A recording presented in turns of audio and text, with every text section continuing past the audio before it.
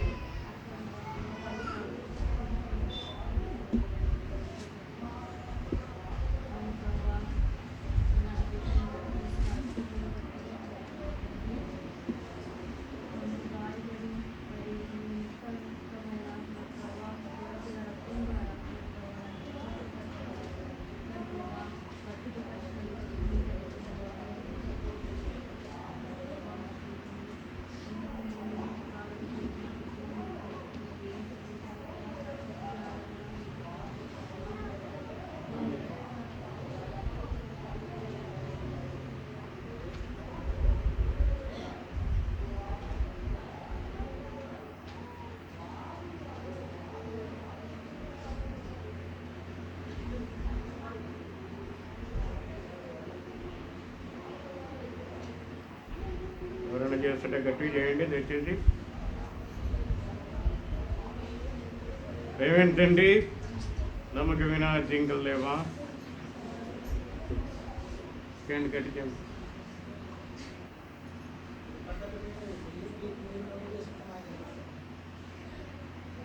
ఇప్పుడు చేస్తుంటే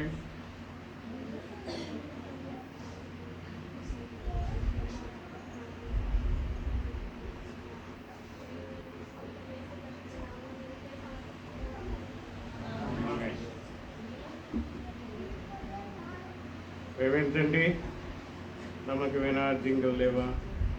గొప్పదే వందనా చెల్లిస్తున్నా.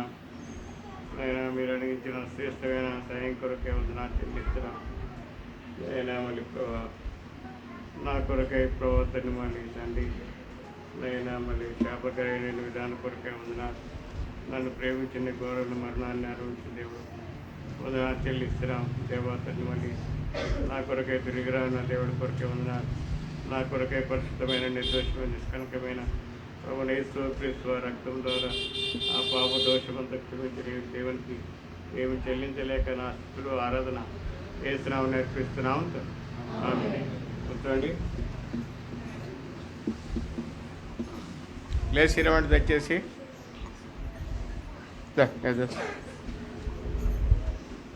అన్నా రండి సామీల్ మీద రండి.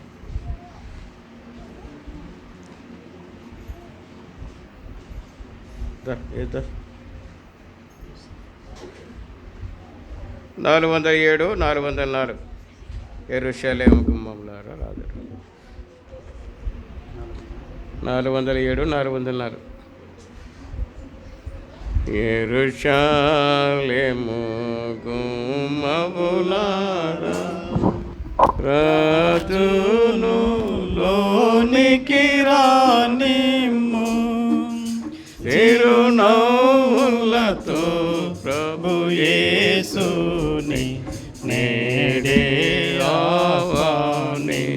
నించుము.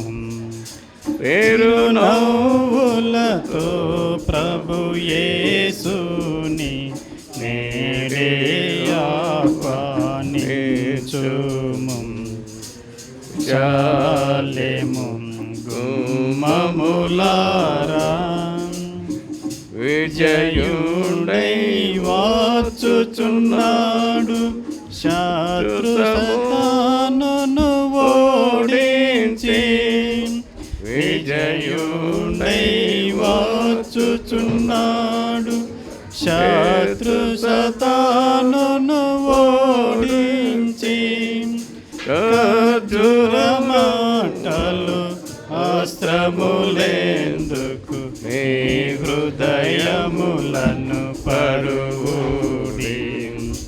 ఖర్జూర మాటలు అస్త్రములెందుకు మీ హృదయములను పరువుడి. ఋషాలెము గుమ్మములారా లోనికి రానిమ్ము. చిరునవ్వులతో ప్రభు యేసుని నేడే ఆహ్వానించుము. చిరునవ్వులతో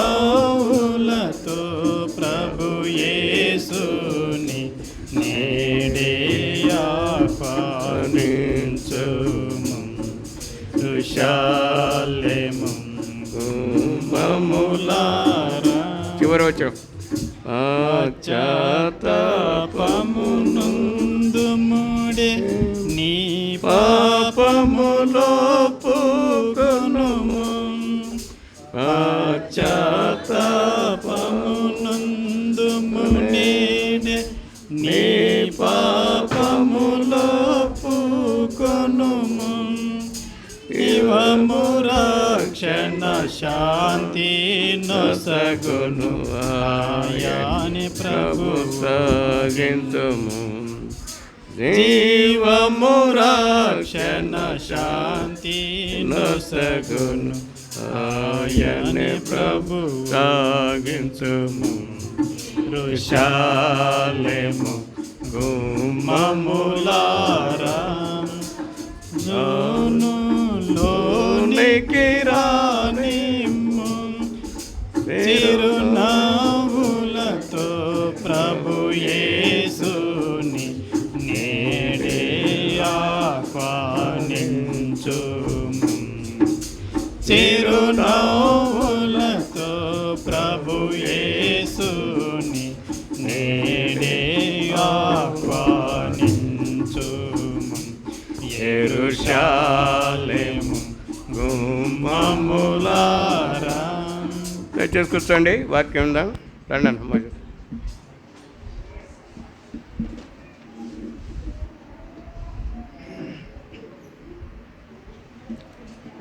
ప్రతి ప్రభు దినములో మనం ప్రభురాత్రి భోజనములో పాలు పములు పొందేవారం ఉంటున్నాం.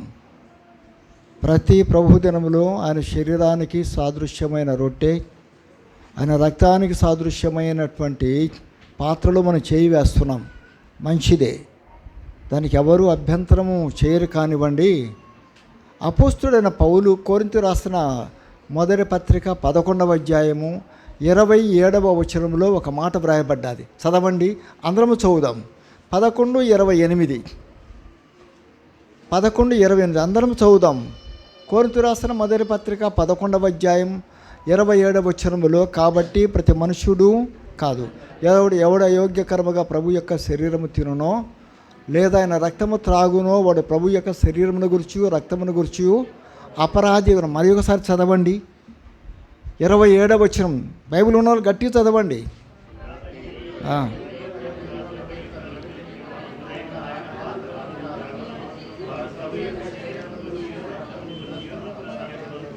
అపరాధులము కాకూడదు కదండి. అయోగ్యకరముగా ప్రవేశిస్తే అపరాధులం అవుతామంట. ప్రవేశించడం ఎందుకు? అపరాధులముగా తీర్చబడటం ఎందుకు? అవసరమా? మన యోగ్యత ఏంటో మనకు తెలుసు. ఒకవేళ భౌతికంగా ఉన్నతమైన స్థానము బయట ఉండవచ్చు. దేవునికి సమాజంలో మనమందరం సమానులమే.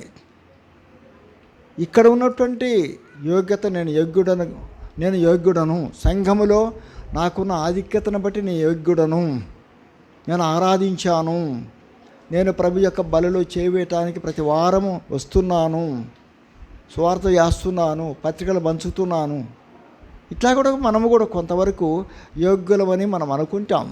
ఒక దేవుని సేవకుడు ఏం చెప్పాడంటే, పాప క్షమాపణ, మారు మనసు, బాప్తీసమని సాక్ష్యమిస్తే ప్రభు యొక్క శరీరములో రక్తమాంసములలో పాలు పంపులు పొందవచ్చు. మంచిది, ఎందుకనగా అది అనుభవం. పాప క్షమాపణ అది మొదటి స్టెప్పు.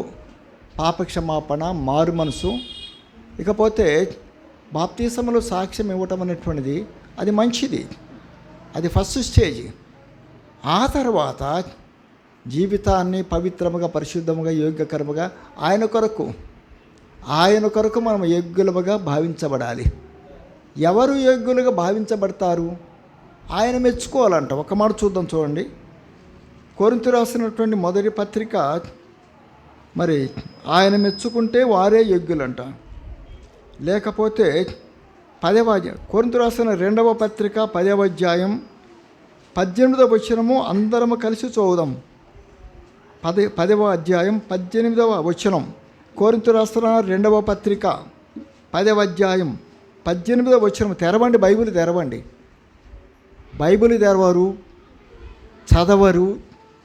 ఏమన్నా దేవుడు ఇచ్చిన అవకాశం కదా, ఎందుకు బైబిల్ మూసేస్తాం? అంత జ్ఞానవంతులమా మనం? కనీసం ఒక్క దినమన్నా, ఈ దినమన్నా బైబిల్ తెరిచి నోరు తెరిచి ఆ పదము, ఆ వాక్యము చదివితే ఏమన్నా నష్టమా? మూసేస్తాం. వద్దండి, చాలా నేరమైన విషయం. చదువుదాం. 18వ వచనం చదవండి, గట్టిగా చదవండి. మీరు చదవండి, మీరు కూడా చదవండి. ప్రభువు మెచ్చుకొనివాడు యోగ్యుడు, కానీ తన్ను తాను మెచ్చుకొనివాడు యోగ్యుడు. సైలెంట్ కాదు, గట్టిగా చదవమనం కదా. అందరం చదివితే అందరికీ తెలుస్తుంది. అక్కడ నేను చదివితే మీకు అందరికీ వినపడుతుంది. మనమందరం నోరు తెరిచి చదివిచ్చాడు కదా, కళ్ళు ఇచ్చాడు కదా, నోరిచ్చినాడు కదా. ఎవరు మెచ్చుకోవాలంట? ఎవరు మెచ్చుకోవాలమ్మా? ఆయన మెచ్చుకోవాలా, వాళ్ళే యోగ్యులు. ఆయన మెచ్చుకున్నట్లయితే మనం యోగ్యులం కాగలం.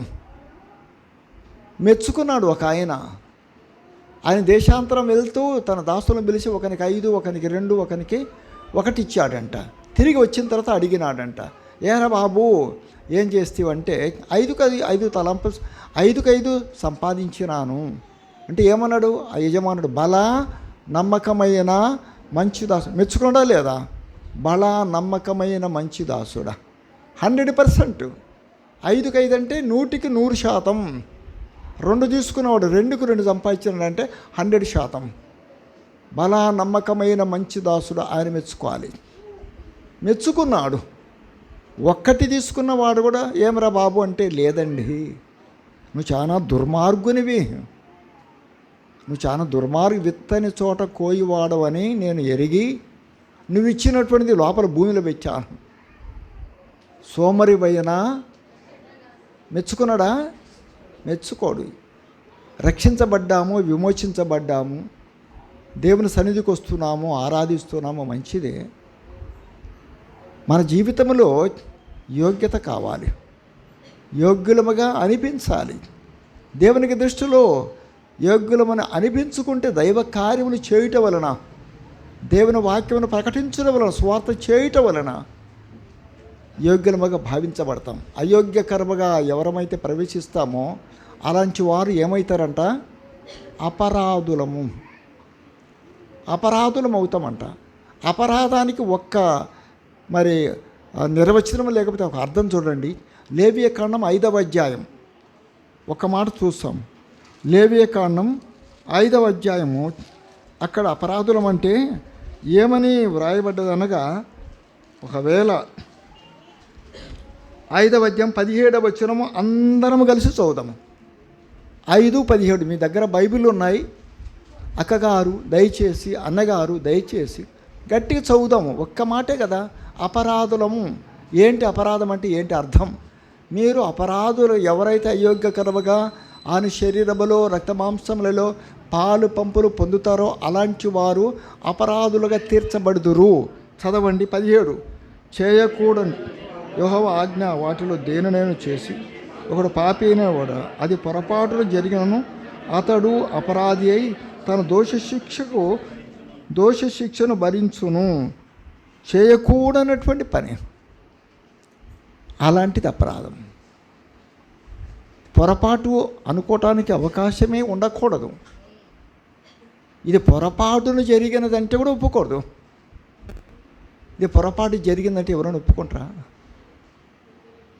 అక్కడ చేయకూడదని యెహోవా ఎవరు చెప్పింది? ఈ దేవుని సేవకుడు లేదా వాక్యం బోధించే నేను, లేకపోతే బాధ్యత గల సహోదరులు ఎవరైనా సరే చేయకూడదు అంతే, ఫినిష్. చేయకూడదు చేస్తే ఆయన మెచ్చుకుంటాడేమో చెప్పండి, చెప్పండి గట్టిగా. చేయకూడదు, ప్రభుత్వం కొన్ని నియమాలని పెట్టాది, దాన్ని అతిక్రమిస్తే పాపం అనే విషయం మనకు తెలుసు. 9 గంటలకు స్కూల్ పోకపోతే ఆబ్సెంట్, ఆఫీసు టైం 10 గంటలు చేయకూడదు. కలెక్టర్ గారు మరి ఆ తర్వాత సీఎం గారు వీళ్ళందరికీ చెప్తారు, అరే బాబు నీ ఆఫీస్ టైం ఇది, చేయకూడదు. చేయాలి, దాని ప్రకారమే ఫాలో కావాలి. చేయకూడదు అంటే చేయకూడదు అంతే. చేస్తేమా చేయకూడనటువంటిది ఏదైనా మనం చేస్తే మన పిల్లలు మన మాట మీరి ఏదైనా చేయకూడనటువంటి పని చేస్తే ఏం చేస్తాం? మన ఊరికని వదిలిపెడతామా? మన బిడ్డల విషయంలో, మన కుమారుల విషయంలో, మన కుమార్తె విషయంలో ఎంతైనా శిక్షిస్తాం. చేయకూడదు కదా ఈ పని, నేను చెప్పానా చేయమని. ఆయన చెప్తున్నాడు, నా పద్ధతిలో నువ్వు ఉండాలి. చేయకూడనటువంటి పని చేసి దేవుని ఆజ్ఞను మీరి ఇది పొరపాటు అంటే ఎవరు దానిని సహించరు. అది అపరాధం, అది నిర్వచనం.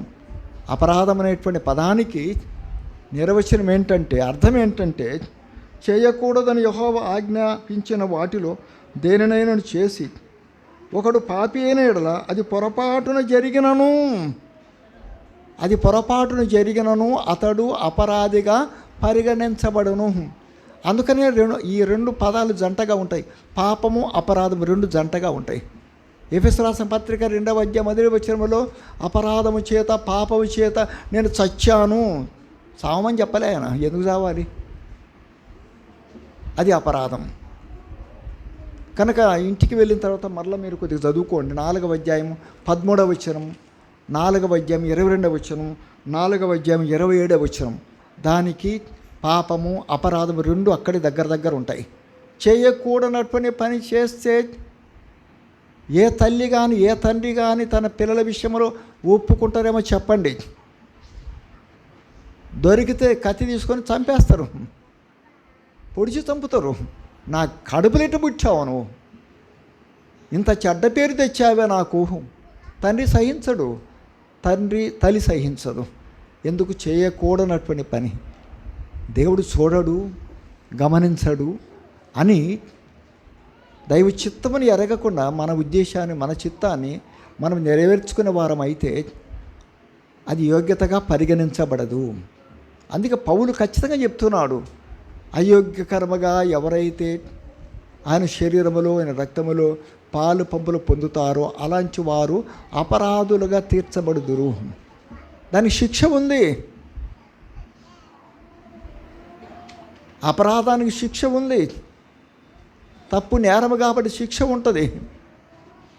అపరాధిగా ఆ వ్యక్తి తీర్చబడతాడు. యేసుక్రీస్తు వారితోనే ఉన్నాడు ఆ వ్యక్తి.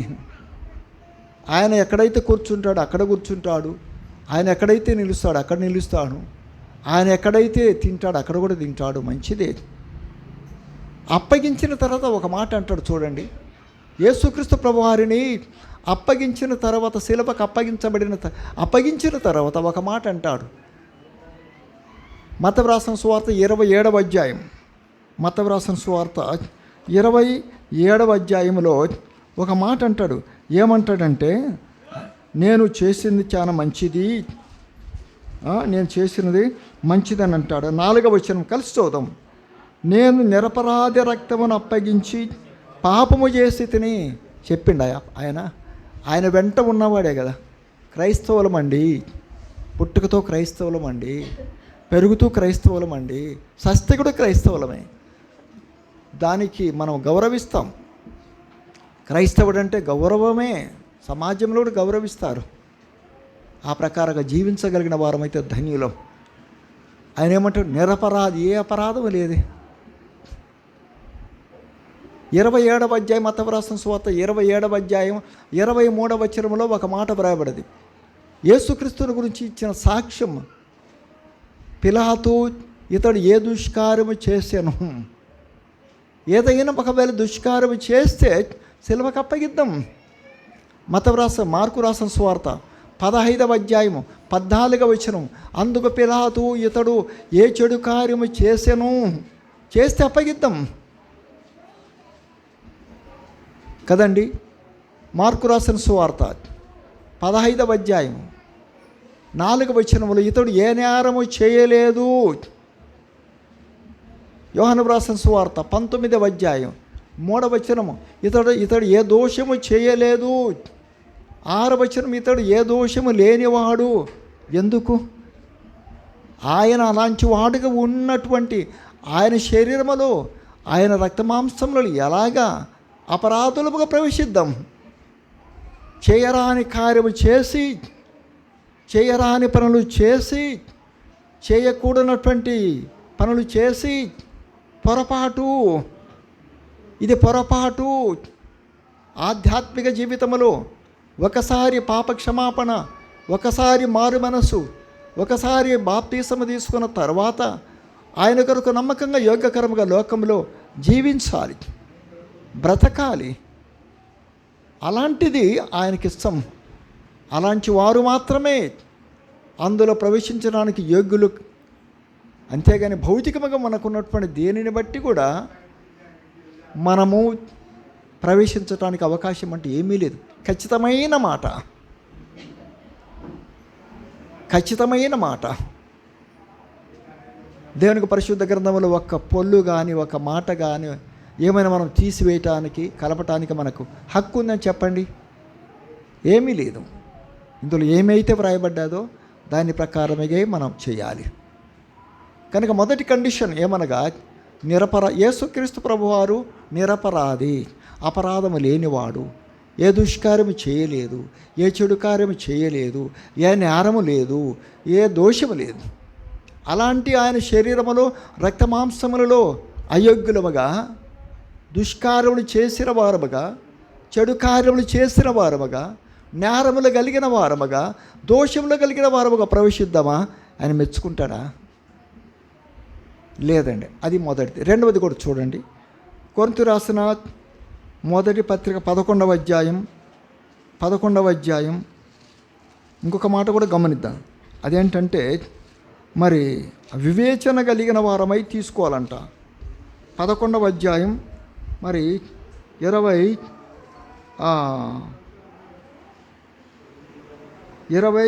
వచనం 29వ వచనం, ప్రభువు శరీరమని అందరం కలిసి చదువుదాం. ప్రభువు శరీరమని వివేచింపక తిని త్రాగువాడు తనకు శిక్షావిధి కలుగుటకే తిని త్రాగుచున్నాడు. వివేకము, జ్ఞానం, ఏది తప్పు ఏది నేరం ఉంది కదండి. మనకు బుర్ర ఉంది కదా, చదువుకున్న వాళ్ళం కదా, పరిశుద్ధ గ్రంథం అంతా కూడా బాగా పఠించిన వారము కదా. జ్ఞానం లేని వారైతే, ఏమి తెలియని వారైతే, మూర్ఖులైతే వదిలేయాలి. శిక్షావిధికి కారకులము కాకూడదు. వివేచన, జ్ఞానము, బుద్ధి, వివేకము కలిగిన వారం. అలాంటి వారమైన మనము అనాలోచనగా, అవివేకముగా తీసుకోవటం అనేటువంటిది సభ్యత కాదు, అది భావ్యం కాదు. అందుకని ఆయన ఒకడు వివేచింపక, చూడండి, శిక్షావిధి కలుగుటకే ప్రభు శరీరం అని. ఇది ఎవరి శరీరం? రొట్టె విరుస్తున్నాం. ఆ రొట్టె విరిస్తే యేసుక్రీస్తు ప్రభు వారి యొక్క శరీరము అలాగా విరవబడ్డాది. ఆ జ్ఞానము కలిగిన వారమై ఉండాలి. పాత్ర తీసుకుంటున్నాము, ఇది నా పాపము కొరకు నిరపరాధి యొక్క రక్తమును నిరపరాధి యొక్క రక్తము నా కొరకు చిందించబడ్డాది. ఇది అనేకుల పాప పరిహారము కొరకు చిందించబడిన నిబంధన రక్తం నా కొరకు. జ్ఞానము కలిగిన వారంగా, వివేకము కలిగిన వారముగా, వివేచన కలిగిన వారముగా ప్రవేశించాలి. లేకపోతే శిక్ష విధంట. శిక్ష ఎందుకు తెచ్చుకోవాలి? ఆమెను తీసుకొని వచ్చారు అక్కడికి. ఆయన ఒక మాట అడిగాడు ఆమెను, అమ్మా నీకెవరైనా శిక్ష విధించినారా? ఏదైనా నీకు పనిష్మెంట్ పడ్డాదా? ఎవరు ఏమి నాకు శిక్ష విధించలేదయ్యా. అందరూ వెళ్ళిపోయారు. యేసుక్రీస్తు ప్రభువారు కూడా ఆమెతో ఏమన్నాడండి, నేను కూడా నీకు శిక్ష విధించను. ఆ తర్వాత ఏం చెప్పాడు? ఇక మీదట, అది వదిలిపెడితే ఎట్లా? ఇక మీదట చేయమని చెప్పాడా? మరి దాన్ని వదిలిపెట్టి ఇక మీదట పాపము చెయ్యమ్మా అని చెప్పిండు ఆయన. శిక్ష తప్పించుకోవాలంటే తప్పు చేశాం, నేరం చేశాం, శిక్షకు పాత్రులం, చేయకూడనటువంటి పని చేస్తున్నాం, చేయకూడనటువంటి తలంపులు, చేయకూడనటువంటి ఆలోచనలు అన్నీ చేస్తున్నాం. ఆమె భర్త చెప్పలేదు, యేసుక్రీస్తు ప్రభువారు కూడా చెప్పలేదు. ఆ ఊర్లో ఉన్న వాళ్ళు పట్టుకొచ్చారు, తప్పు చేసింది, నేరం చేసింది, శిక్ష విధించలేదు. అమ్మా వచ్చిన వారందరూ వెనక్కి వెళ్ళిపోయారు, నా ముందు నువ్వు ఒక్కదానివే ఉన్నావు. ఏమైనా వాళ్ళంతా నేను చంపారా? ఒక రాయి ఏమైనా వేశారా? వేయలే. నీకు శిక్ష పడలేదు. శిక్షకైనా పడితే చావాల్సిందే, శిక్ష పడలే. సరే నేను కూడా ఏమైనా నీకు శిక్ష విధిస్తానా? అంత వాదనంతా అయిపోయిన తర్వాత జడ్జి ఇస్తారు.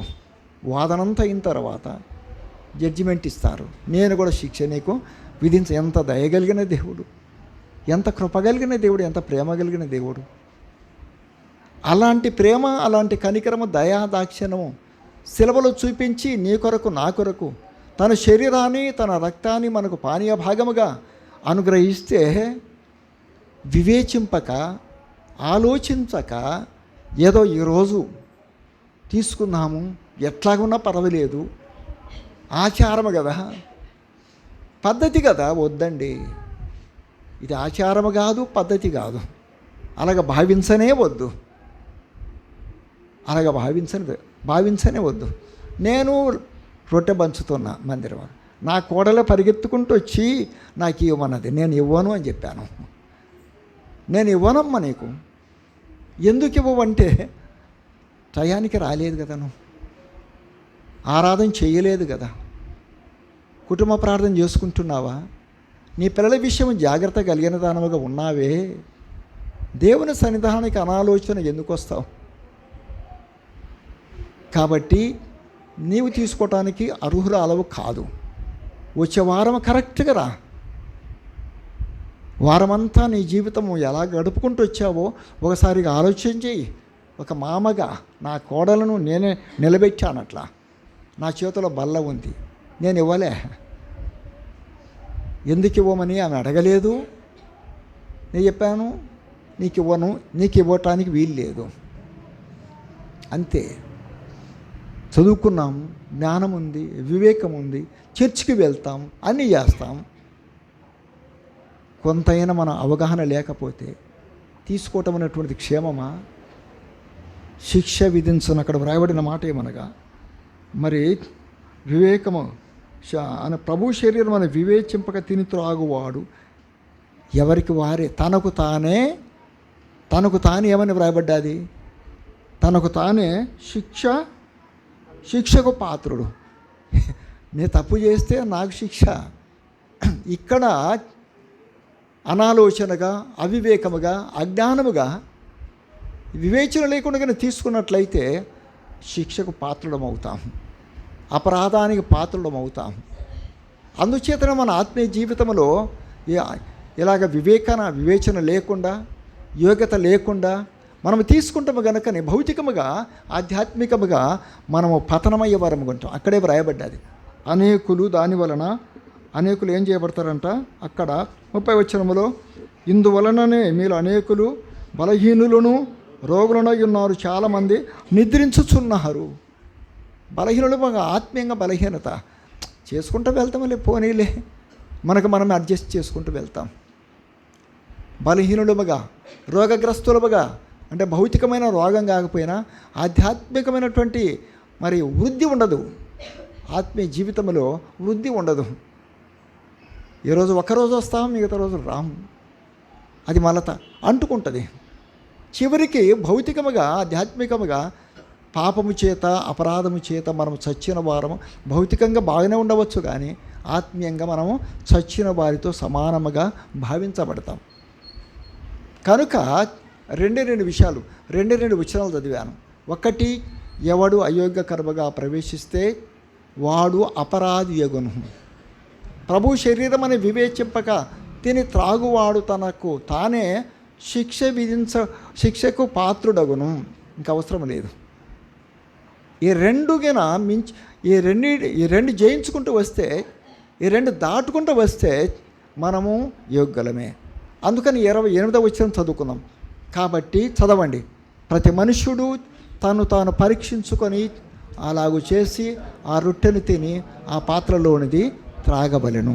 అలాగా యోగ్యకరముగా ఏ దోషము లేని వారముగా నిరపరాధులముగా, రెండవదిగా వివేచన కలిగిన వారముగా, మనం యోగ్యకరముగా పరీక్షించబడిన వారమై ప్రభు యొక్క శరీరములో రక్తమాంసములో, ఇది నా కొరకు విరవబడిన నా ప్రభు యొక్క శరీరం, ఇది నా కొరకు చిందించబడిన యేసుక్రీస్తు వారి యొక్క నిబంధన రక్తం. ఆలోచించు, ఒకసారిగా ఆలోచిద్దాం. ఈ వారమంతటిలో ఎలాగ బ్రతుకుతూ జీవిస్తూ వచ్చాం, ఏ కార్యక్రమాలలో దేవునికి మహిమకరంగా జీవిస్తూ బ్రతుకుతూ వచ్చాం. ఎక్కడ అయోగ్యత, ఎక్కడ అవివేకం, దానికి మనమే పాత్రులం అవుతాం. కాబట్టి ఒకవేళ ఆయన క్షమించడానికి సిద్ధమైన మనసు కలిగిన వాడే అని ఒక ఆయన బల దగ్గర ప్రార్థన చేస్తాడు. అయ్యా, నువ్వెంతైనా క్షమించడానికి సిద్ధమైన మనసు కలిగిన వాడవయ్యా. ఎంతైనా అంటే దానికి లిమిటేషన్ లేదా? ఉంది. ఫుల్ స్టాప్ పెడదాం. నన్ను యోగ్యునిగా చెయ్యి. నీ శరీరంలో నాకు వివేచన ప్రవేశించడానికి నాకు వివేచన జ్ఞానం, వివేక జ్ఞానమును అనుగ్రహించు. లేకపోతే ఈ రోజు నుంచి నేను యోగ్యునిగా నీ కొరకు బ్రతుకుతాను. ఈ దినము నుండి నేను ఆలోచిస్తాను, వివేకముగా ఆలోచిస్తాను అని తీర్మానించుకొని అందులో మనం ప్రవేశించదము గాక. మోకరించండి. మోకరించండి.